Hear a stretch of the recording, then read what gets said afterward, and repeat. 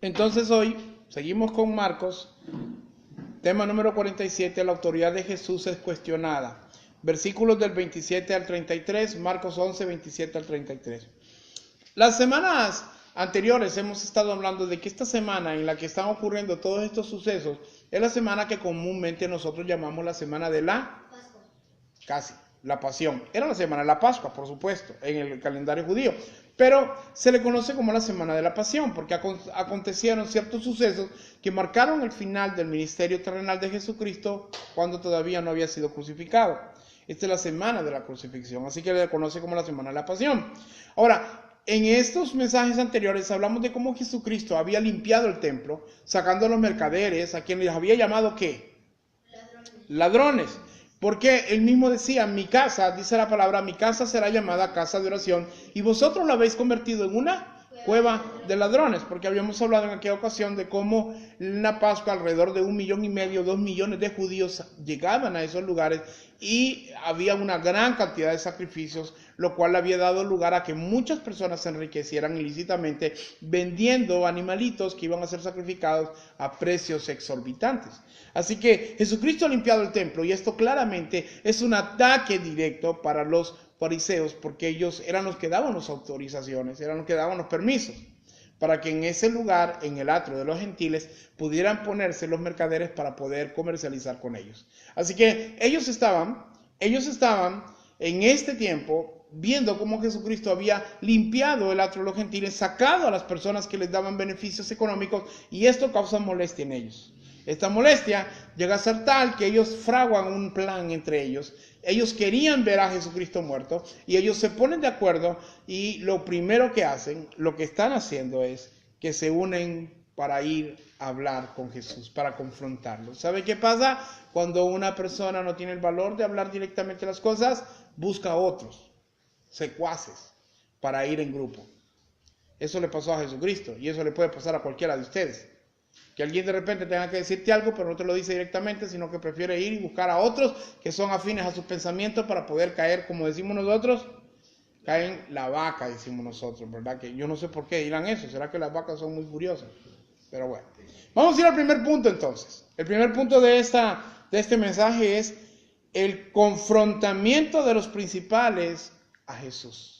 El confrontamiento de los principales a Jesús. En el versículo 27 de Marcos 11 dice que volvieron entonces a Jerusalén y andando él por el templo.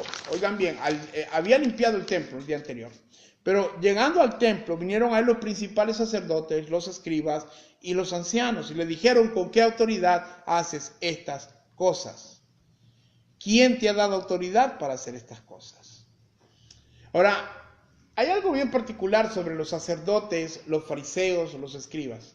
Generalmente, los sacerdotes tenían sus propias facciones, o sea, sus propios grupos. No todos se llevaban bien. De hecho, por ejemplo, los saduceos no se llevaban bien con los fariseos, porque los saduceos no creían en la resurrección y los fariseos sí. Así que habían facciones dentro de sus mismos grupos de poder. Pero curiosamente, el enemigo era el mismo. Dicen que el enemigo, ¿cómo es? El amigo de tu enemigo, el enemigo de tu enemigo es mi amigo. Así es, ¿verdad? Sí, el enemigo de mi enemigo es mi amigo. Así es como decía. Ellos se unieron, se pusieron de acuerdo para ir y confrontar a Jesucristo. Saben que Jesucristo no es fácil de rebatir, porque nadie lo pudo rebatir. Jesucristo es Dios, nadie lo va a engañar. Nadie lo va a confundir. Sin embargo, ellos tenían la idea de que podían hacerlo. Así que ellos van, abordan a Jesucristo y lo abordan en grupo. Qué casualidad, ¿no? A que amanecieran todos los detractores de Jesucristo al mismo tiempo. Que llegaran todos al templo, sabían que iba a estar en el templo, y llegan todos en grupo. Imagínense cuántas personas habrán llegado. Y así llegan, ¿no? En grupo. Porque cuando alguien te quiere destruir, te cae entre bastantes. Siempre busca argumentarte con más. Porque ¿saben qué? Esto lo escribí yo. Es más fácil ser valiente cuando somos muchos. Es más fácil ser valiente cuando somos muchos. ¿Sabe por qué muchas veces para nosotros es más fácil cuando somos más? Yo se lo voy a decir así. Cuando usted va en la noche, vamos a ver. Cuando usted va en la noche y viene del culto, va para su casa, son de repente las 9:30, no es tan tarde, no salimos tan tarde, pero digamos que fuera un poco oscuro. Usted va solo por su calle yendo para la San Juan. Normalmente, ¿verdad? No es que tiene un tic nervioso, es que él quiere ver, contemplar la naturaleza. Realmente tiene un poco de sentir de que no vaya a ser que venga algún delincuente aquí, ¿verdad? Y tenga que exhortarlo con la palabra y con la ley. Pero de repente, si usted no va solo, sino que va a un grupo de 10 personas, ya va con más confianza, ¿no? Y nosotros los cristianos hemos acuñado esa expresión de, lo voy a ir a acompañar. Espérense, hermana, la vamos a ir a dejar, decimos. Y la acompañamos hasta cierto sector, ¿sí o no? ¿Les ha pasado? ¿Los han acompañado así? A nosotros también nos han acompañado. Pero ¿por qué hacemos esto? Porque es más fácil ser valiente en grupo. Así que estos ancianos, fariseos, sacerdotes, buscan cómo amedrentar a Jesús, ¿sí o no? Si usted está solo y le caen 20 personas y le empiezan a decir, ¿y vos qué? Seguramente usted puede ser muy valiente, pero 20 personas son más que uno. No tiene que ser matemático para sacar esas cuestiones. Ahora, ellos le hacen la pregunta, le dicen a Jesús, ¿tú con qué autoridad haces estas cosas? ¿Quién te ha dado autoridad para hacer estas cosas? Y cuando referimos a qué cosas estaban haciendo, nos referimos a haber limpiado el templo. Jesús, a ti, ¿quién te dio permiso de sacar a los mercaderes? Esto, por supuesto, hay un cierto malestar en ellos y se hace evidente con esta pregunta. Así que cuando los ancianos, los sacerdotes y los fariseos llegan a abordar a Jesús, hay molestia en su corazón y empiezan a atacarlo. Le dicen, ¿quién te ha dado autoridad para hacer estas cosas? Cuando el corazón está envanecido de orgullo, esto también lo escribí yo, no puede consentir que otras personas sean dignas de admiración. Porque a Jesucristo, cuando Jesucristo hacía estas cosas, ciertamente llamaba la atención. Porque Jesucristo hablaba con la verdad. Dice la Escritura que la gente miraba a Jesucristo y decían que Él hablaba como quien tiene autoridad y no como los fariseos. ¿Sí? Lo han leído, ¿verdad? La Biblia dice esto. Así que ciertamente Jesucristo era causa de admiración. No solamente por los milagros que hacía, sino por la influencia que tenía sobre el pueblo. Así que recordemos algo de los principales sacerdotes fariseos, que ellos lo único que tenían era su posición.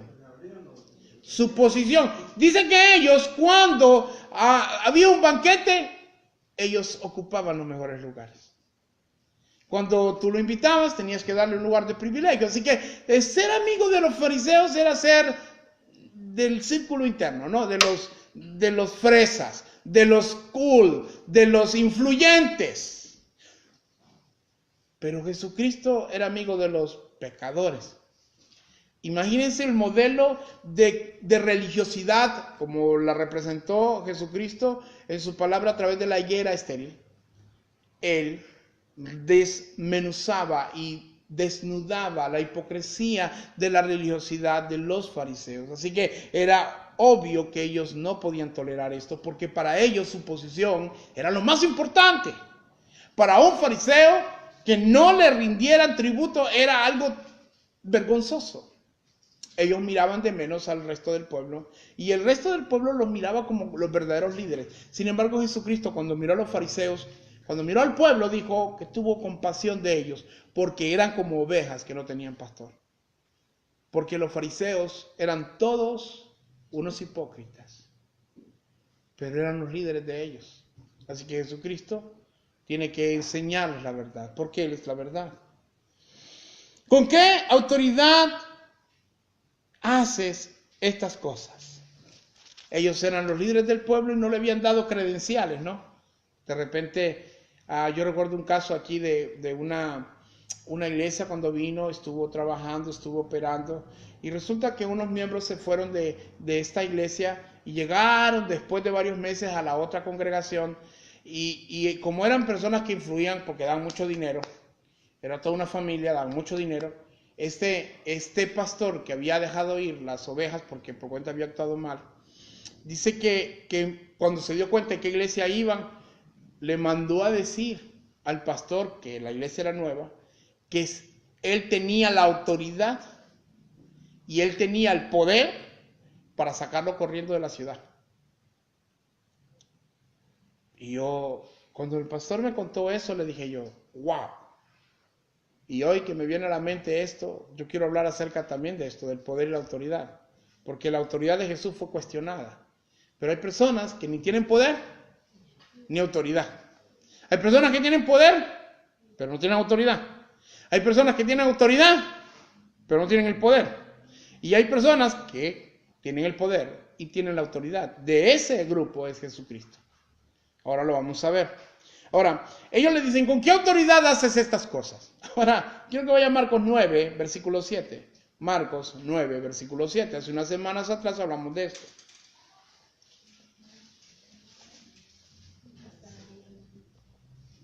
Marcos 9, 7 dice, entonces, un día que él estaba enseñando y estaban sentados los fariseos y los doctores de la ley, los cuales habían venido de todas las aldeas de Galilea y de Judea y Jerusalén, perdón, ese es Lucas 5, 17. Tengan ahí Marcos 9, 7.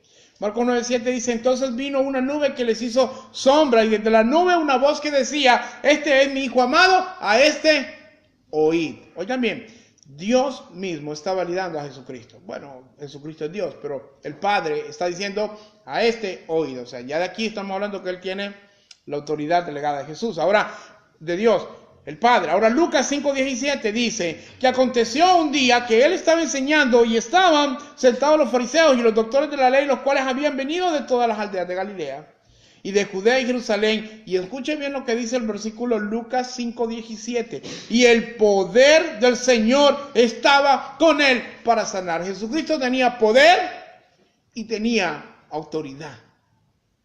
Ahora, muchas veces a nosotros nos pasa que, bueno, puede pasar en los hogares aún de los cristianos, que ¿quién tiene la autoridad sobre los hijos? La autoridad lo tienen los padres, pero muchas veces ¿quién gobierna en la casa? Los hijos. Tienen autoridad, pero no ejercen poder.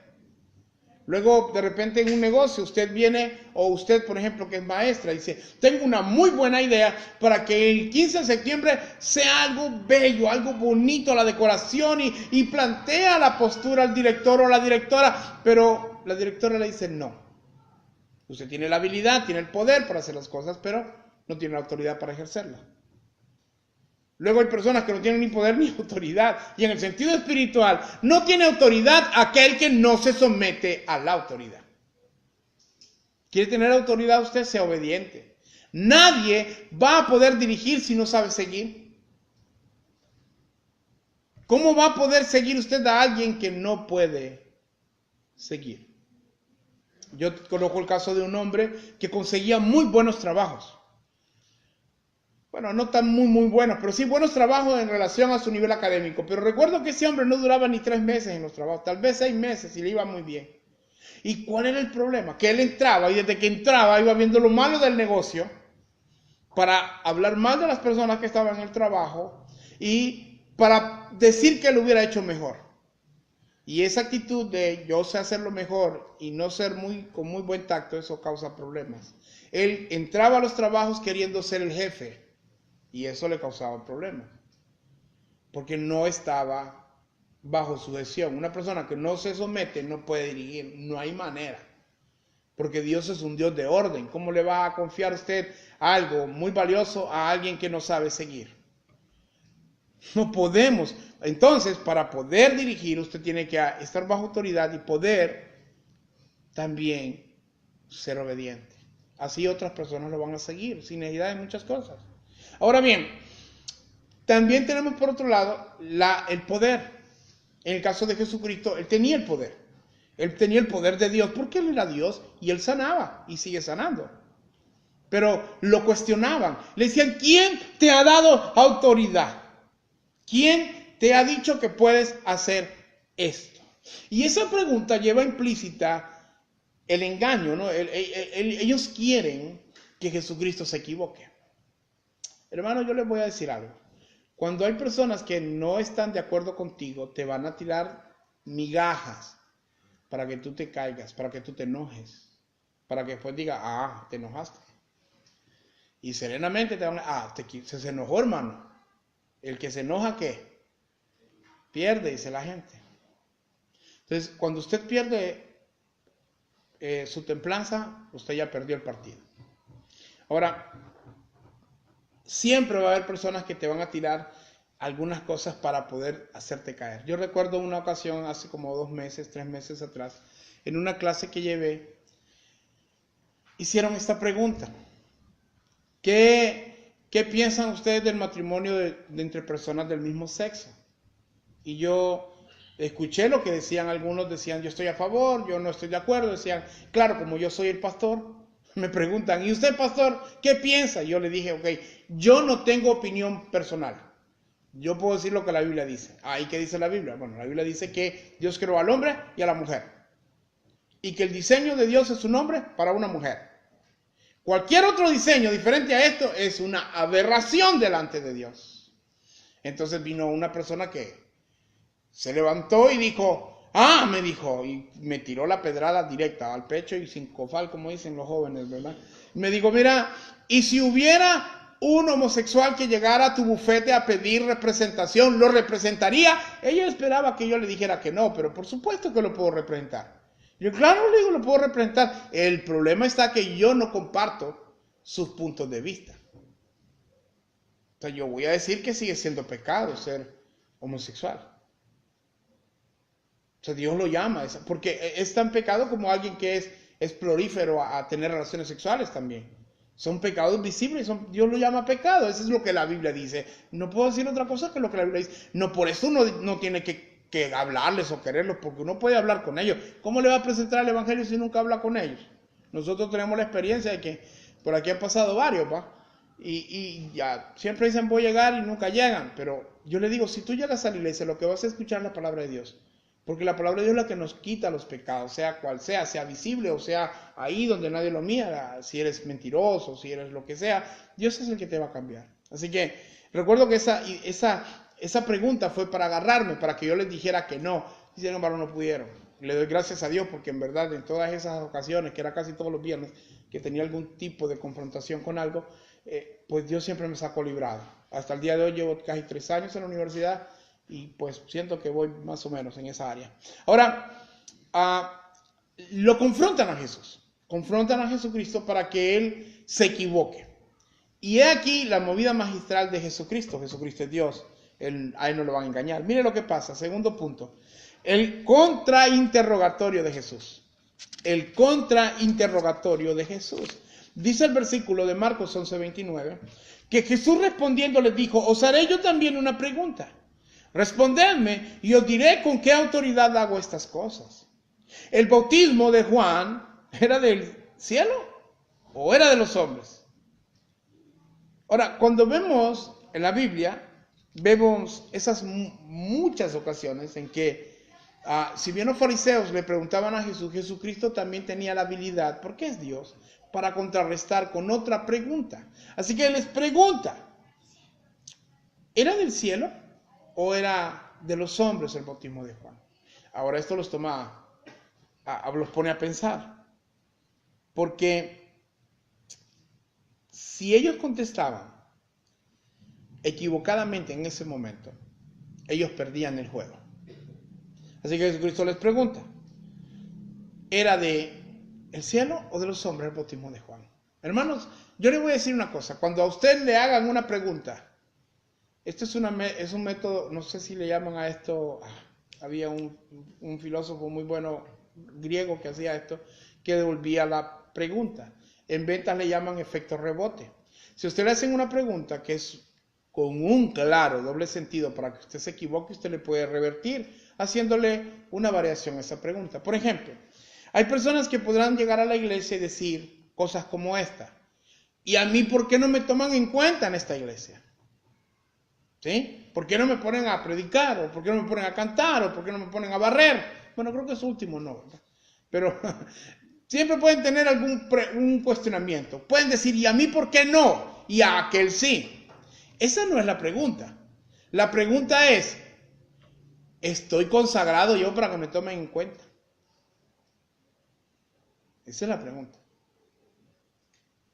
Hay gente que hace afirmaciones hasta en la escuela, no en el colegio. Dicen, no, yo me aplacé, pero porque la profesora la tiene conmigo. La pregunta es, ¿estudiaste tú para pasar la clase? Esa es la pregunta. Así que Jesucristo le dice, bueno, yo tengo una pregunta que hacerles. El bautismo de Juan era del cielo o de los hombres. Si me responden esto, yo les digo con qué autoridad hago las cosas. O sea que es claro, ¿no? Jesucristo dice, ok, ¿quieren saber con qué autoridad hago esta cosa? Bueno, les pongo una pregunta, me la contestan y después yo les contesto lo que ustedes me pidan. Ahora, veamos el caso de Juan. ¿Quién era Juan? Juan, en mismo Marcos, se describe como la profecía de Isaías. He aquí, un mensajero os es enviado para que anuncie la venida del Mesías, del Señor, para que prepare el camino. Así que Juan tenía un llamado divino, ¿de acuerdo? ¿Sí? Su bautismo era un bautismo que se caracterizaba ¿por qué? Se caracterizaba por el arrepentimiento, la confesión de pecados. Oiga bien, dos cosas. Luego, ¿apuntaba a Cristo, sí o no? Juan apuntó a Cristo, sí o no. ¿Qué decía Juan? Yo bautizo con agua, dice, pero detrás de mí viene uno que los bautizará con el Espíritu Santo y fuego. Y yo no soy digno de desatarle la correa del zapato. Y cuando lo miró venir, ¿qué dijo? He aquí el Cordero de Dios que quita el pecado del mundo. Y cuando los discípulos le dijeron, pero Juan, mira, aquel que bautizaste tiene más seguidores que tú. ¿Qué dijo Juan? Es necesario que yo mengüe y que él crezca. O sea, miramos el ministerio de Juan y a la luz de las Escrituras, Juan procuró apuntar a Cristo. Juan dio frutos de arrepentimiento. Juan bautizaba para que la gente se volviera a Dios, anunciaba el camino. Y no solo esto, Juan fue tan valiente que dijo la verdad cuando ningún hipócrita fariseo lo dijo. Cuando le preguntaron sobre Herodes, ¿qué dijo? Dijo, Herodes, a ti no te es lícito tener a esa mujer por mujer, porque es la mujer de tu hermano Felipe. Oigan, se paró y dijo la verdad. ¿Los fariseos sabían eso? ¿Los escribas sabían eso? ¿Los sacerdotes sabían eso? Porque ellos nunca dijeron nada. Por la misma razón que muchas personas no dicen nada cuando miran el mal, cuando miran el pecado. Porque dicen adorar a Dios, pero son unos sepulcros blanqueados, que por fuera se miran bien bonitos, pero por dentro están llenos de mortandad. Es más fácil, hermanos, quedarse callado que decir la verdad. Por eso hay personas, como veremos más adelante, que prefieren tener posturas ambiguas que estar determinado en un equipo particular. Ahora bien, veamos si el bautismo era de los hombres, porque si era del cielo, ¿cómo puedo saber yo si era del cielo? Bueno, trajo arrepentimiento, habló con la verdad, apuntó a Cristo. Bueno, es del cielo, efectivamente, pero vamos a ver, ¿y si fuera de los hombres? ¿Qué hubiera pasado? Las personas hubieran tenido apariencia de piedad, pero hubieran vivido una pura religiosidad. Eso no pasaba en el Jordán, eso pasaba en el templo de Jerusalén. Porque los sacerdotes, los fariseos, eran buenísimos para añadir mandamientos sobre mandamientos sobre mandamientos, hasta el punto que Jesucristo le dice, vosotros tomáis por mandamientos de hombre. Ahora, en el caso de si hubiera sido los hombres, la verdad hubiera sido negociable. Cuando le hubieran preguntado sobre Herodes, Juan el Bautista hubiera dicho, bueno, me llamo al silencio. No quiero opinar de eso, no, eso es muy controversial, hablemos de otra cosa. ¿Sí? Hay cosas en las iglesias que la gente prefiere omitir hablar porque son nervios o son vacas sagradas. Cuando en la iglesia se habla de dinero, es que ahí solo son plateros, dice. Cuando no deberías decir eso, la pregunta es, ¿estoy colaborando yo con la iglesia? Cuando se habla de la fornicación, no, el pastor me la tira a mí porque sabe que yo estoy en fornicación. La pregunta es, ¿por qué te mantienes en fornicación? ¿No buscas honrar a Dios? No, es que el pastor habla de los mentirosos y seguro se dio cuenta que yo le engañé al hermano fulano de tal o a la hermana fulana de tal. La pregunta es, ¿por qué defiendes tu pecado? Hermanos, si el ministerio de Juan el Bautista hubiera sido los hombres, no hubiera muerto como murió. ¿Cómo murió Juan? ¿Cómo murió Juan el Bautista? Decapitado, por haber dicho la verdad.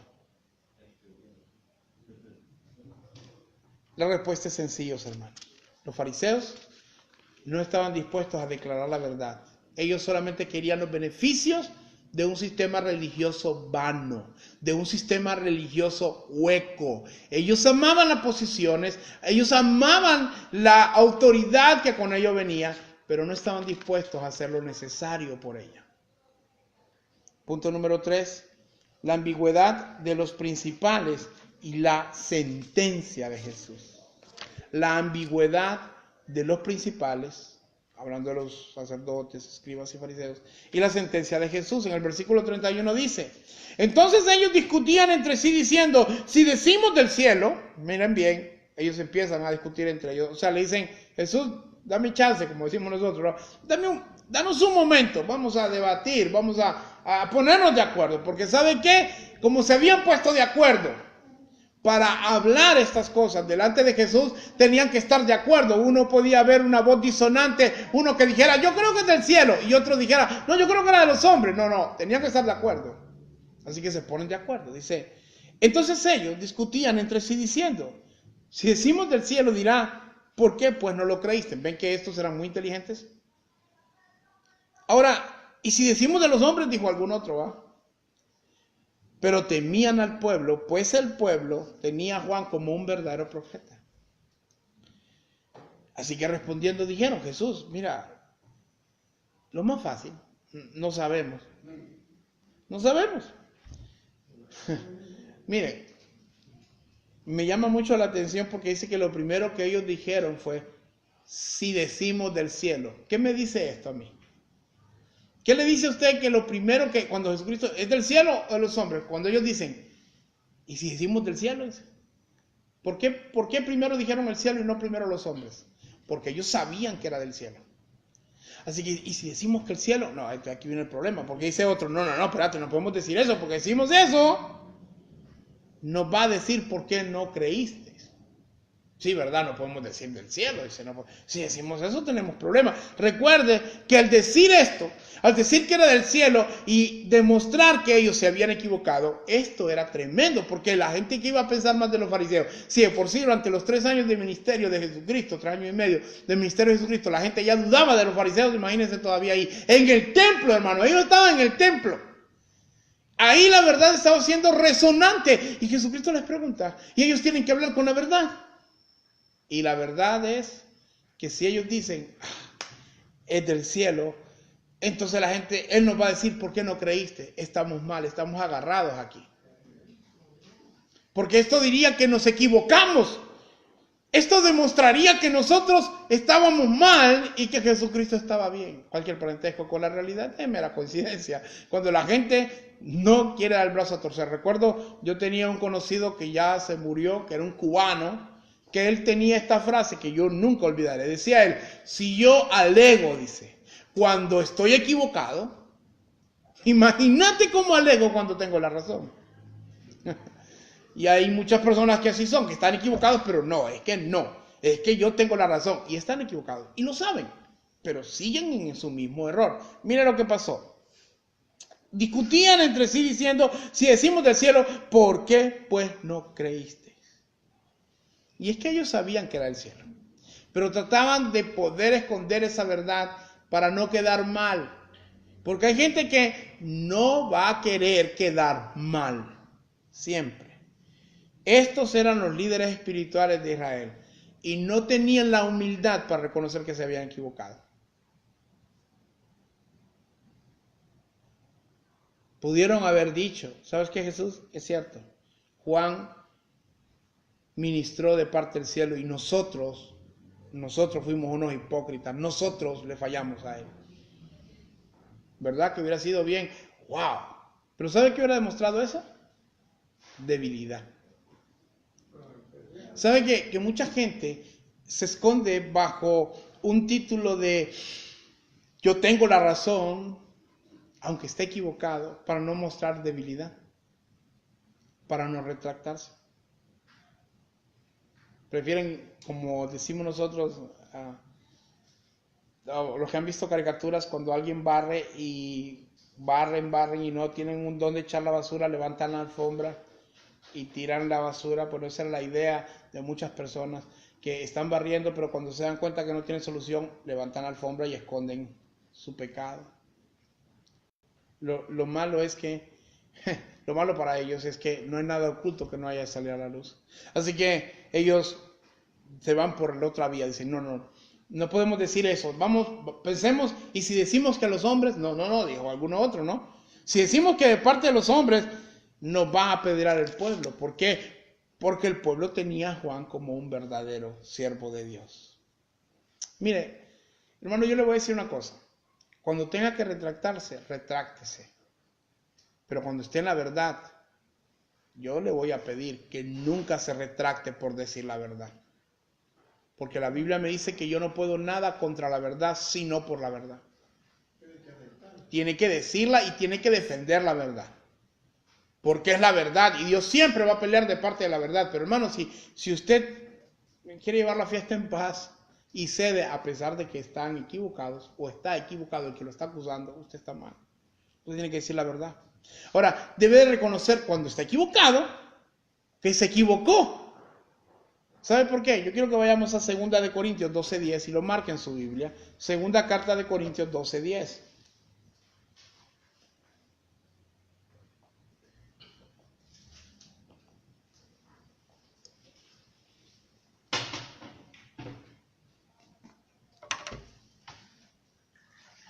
Lo tenemos. 2 de Corintios 12:10 dice, por lo cual, por amor a Cristo, me gozo en mis, ¿qué?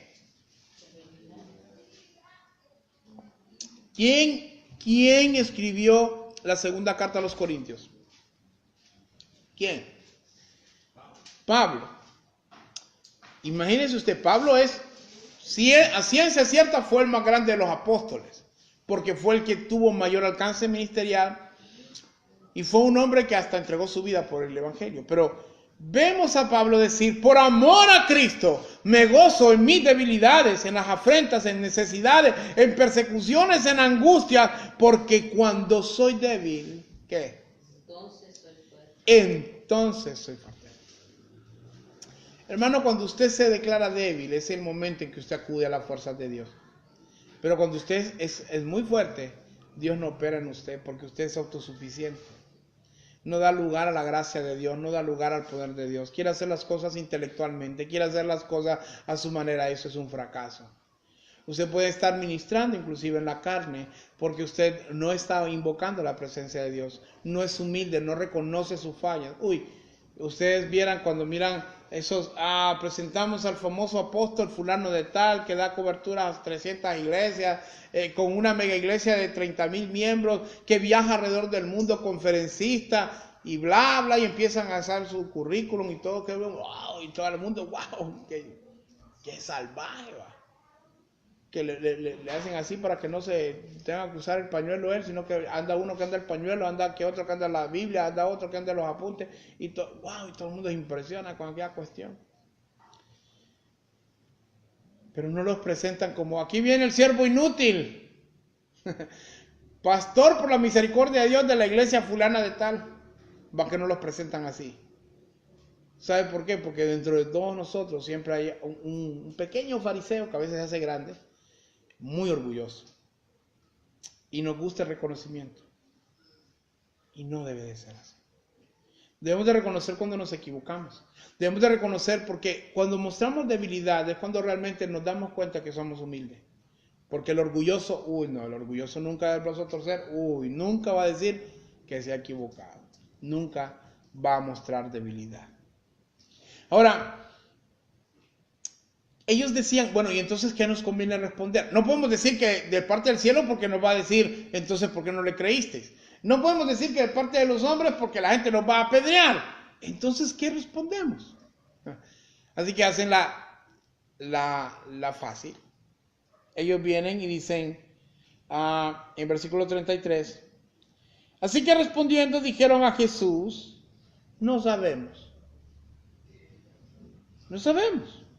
Y es que estos hombres amaban tanto su reputación, amaban tanto su posición, que ellos no querían dar el brazo a torcer.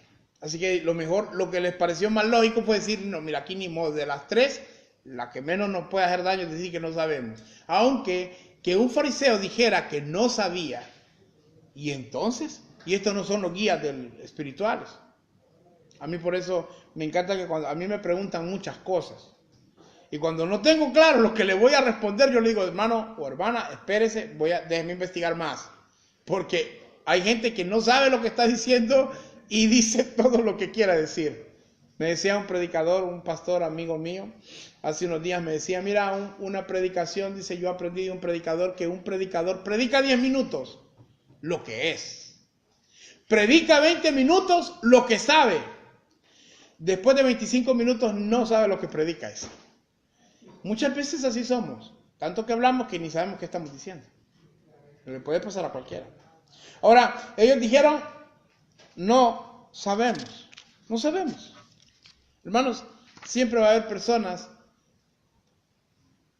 que no van a querer darse color y que toman una postura neutral. Hermano, ¿le parece que esto sí? Y algunos dicen sí, y otros dicen no. Y usted, no, yo no sé. ¿Sí o no? ¿Conoce gente? O sea, a mí me ha pasado, yo conozco un montón de gente. Yo quiero saber qué pensás de esto. No, yo en eso no me meto porque... Bueno, yo quiero saber qué pensamos sobre esto. No, a mí no me pongan a decir eso. Te puedo decir que sí, te puedo decir que no. No, eso, yo no. ¿Te querés casar conmigo? Sí. No, espérate, vamos a ver. No sé. ¿Qué pensaría Uriel, que es soltero todavía acá, que cuando le dijera a su novia, ¿te quieres casar conmigo? Ella le dijera, déjame pensarlo. Yo creo que si ella, exacto, tijera, cortarla, porque una persona que tiene que pensar si va a pasar el resto de la vida con vos, después de que son novios, no te conviene. Yo me acuerdo cuando yo le pide matrimonio a mi esposa, yo solo tenía el pasaje de regreso de Tiupacenti para acá. Le dije, ¿te casarías conmigo? Dije yo, en mi interior, ¿verdad? Si me dice que no, pues nos vemos, ¿va? Yo no vuelvo aquí, porque ¿para qué voy a estar gastando pasaje? Digo, no, sí, me dijo que sí, vale más, digo yo, porque nos casamos, ¿verdad? Pero muchas personas son así, nunca toman una determinación, nunca se deciden. No, quieren quedar bien con todo el mundo y no toman una postura, y se ponen en medio, y en medio es el problema. La Biblia dice, yo conozco tus obras, que no eres ni frío ni caliente. Por cuanto eres tibio, te vomitaré de mi boca. Aunque en ese sentido hablaba de una iglesia apóstata. Ese es el corazón de muchas personas, que se ponen en medio. ¿Para qué? Para quedar bien con estos y para quedar bien con los otros. ¿Saben? El caso que se me viene a mí fue uno de una política hace unos años. En el 2009, una situación aquí política bien fuerte. Y recuerdo que hubo un candidato de un partido de los que seguramente él iba a ganar las elecciones y cometió el error de hacer un anuncio donde decía, yo estoy con ustedes, dice, con los que estaban a favor del que había sido quitado del poder. Estoy con ustedes por todo lo que hicimos juntos, porque él estaba en el poder en ese tiempo en el gobierno. Pero también estoy con ustedes, camisas blancas, decía, porque aquí... yo digo, aquí dije yo, este hombre perdió. Y efectivamente perdió las elecciones. ¿Sabe por qué? Porque el hombre de doble ánimo es inconstante en todos sus caminos. Una persona que se pone en el medio, que no quiere tener una postura, hermano, esa persona anda más perdida que el que está equivocado. Porque el que se equivoca al menos tiene la opción de decir, me equivoqué. Yo dije que no, pero me equivoqué. Me retracto. O dije que sí, pero me equivoqué. Me retracto. Pero el que está en medio no tiene que retractarse porque no tiene una postura clara. Ahora, cuán terrible es encontrarnos con un corazón así. Que seamos nosotros los que no podamos decir si algo sí o no. Mire, la Biblia dice, hay de aquel que llama bueno a lo malo y malo a lo bueno. Aquel que sabe en su propia opinión. ¿Sabe qué? Mejor equivóquese y pida perdón cuando se dé cuenta que se ha equivocado. A estar en esa postura ambigua de que no sabe si sí o si no. Es como la chimoltrufia. Decía, no sé si sí o si no, decía la chimoltrufia. Y yo no sé que eso se ha metido en nuestra cultura hasta el punto de que las personas no actúan bien. Y ese fue el caso de los fariseos. Los fariseos sí sabían que Jesús venía de Dios. Mire Juan 3:2. Juan capítulo 3, Evangelio de Juan capítulo 3, versículo 2.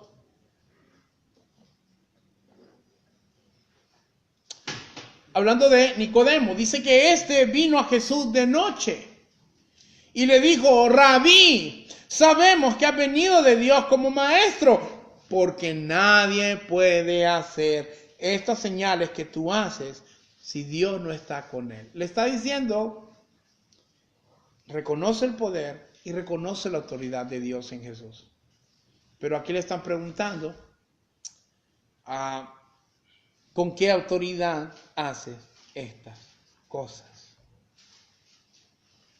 Hermanos, cuando nosotros no tenemos una postura, es como cuando le predican la palabra y usted dice, mira, hay gente que yo no entiendo por qué, pero somos así. A veces predica el pastor y dice, ¿lo dirá por mí?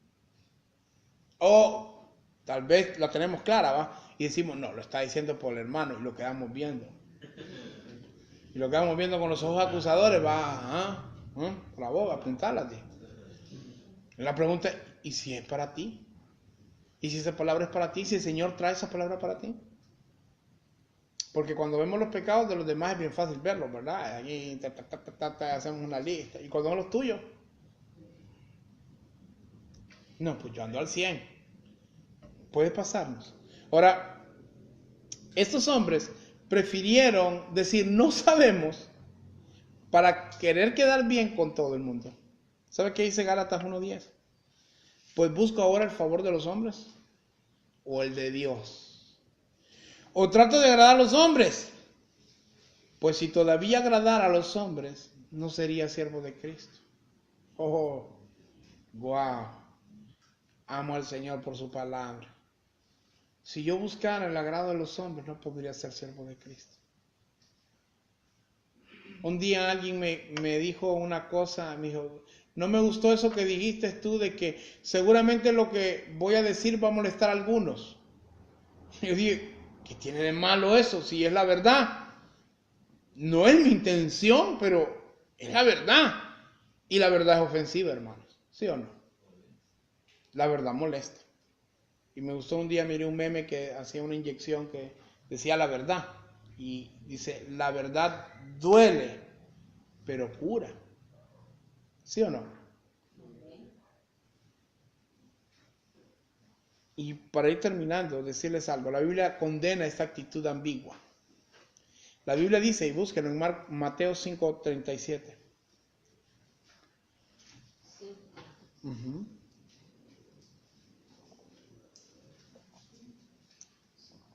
Mateo 5:37 dice, pero sea vuestro hablar, ¿sí? Sí. No. No.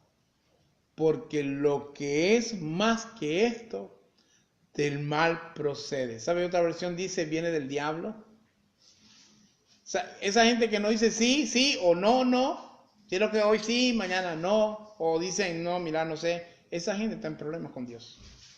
La ambigüedad nunca va a ser bien vista por parte de Dios.